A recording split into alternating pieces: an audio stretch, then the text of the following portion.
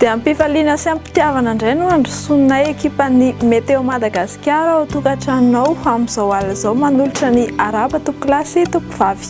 Araka ny sarin'ny zana-bolana dia ahitana andian-drahona ny ilany atsinanan'ny Madagascar amin'izao fotoana izao ary manga kosa ny lanitra ny amin'iny ilany andrefaniny.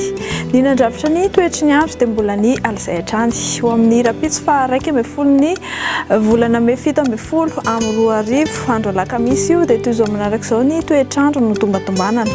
Ho amin'ny maraina dia hanorana malefaka any Antalasy analanjorofo aka endrika tandrifin-drahona izany any Vadivavy Fitovina sy Atsimo Atsinanana.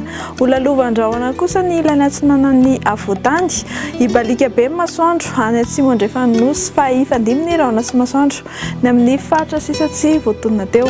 Ho amin'ny rapitso tolakandro indray dia toy izao manaraka izao ny toetr'andro no tombatomboana. Mbola toetr'andro ny orana malefaka any Antalasy analanjorofo any. Ny faritra Taolagnaro no ahitana orana tandrifin-drahona malefaka. Andrahona kosa ny andro ny ilany atsinanan'ny Avoatany sy any faritra Atsimo Atsinanana any. Ibalika be ny masoandro ny amin'ny faritra sisa fa mety ho lalovandrahona izany indraindray any avaratry Gasikara. Somary misy fidinana ny maripana ho amin'ny rapitso maraina. Mandina ny 10 hatramin'ny 15 degré izany aty amin'ny faritra ny ampitany araka izao tarehimarika hitantsika amin'ny sary izao.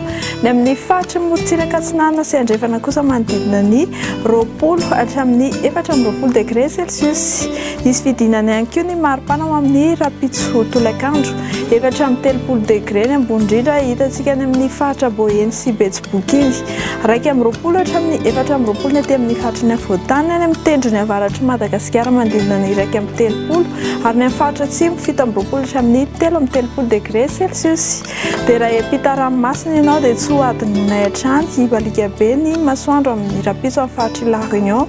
Ho lalovandrahona any Johannesburg any tahak'izay ihany koa ny amin'ny faritra Maurice fa mety arahana orana indraindray tahak'izay koa faritra Milan sy Nairobi. Anorana tandrifin-drahona mety arakotraka faritra Bangkok, Comores sy Seychelles indrindra ny amin'ny takariva sy ny amin'ny alina. Dia izay tompoklasy tompivavy no azonao rosatsika ho amin'ity alina ity manome fotoananao ho amin'ny rapitso indray.